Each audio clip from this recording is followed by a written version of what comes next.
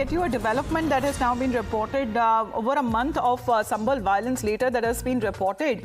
Two more arrests that has now been taking place as far as the accused that is now concerned. They were reportedly hiding in Batla House as far as these arrests that have now been made in relation to the 24th of November violence that was reported in Sambhal, Uttar Pradesh, and fresh arrests that have now been reportedly taken place on part of the police. But what exactly is the question that is now arising on the said connection to Batla House? That is the information that we are awaiting as far as these latest two arrests that has now been made in Sambhal post-violence case. With that, we headed and get you a development that has now been reported over a month of Sambhal violence later that has been reported.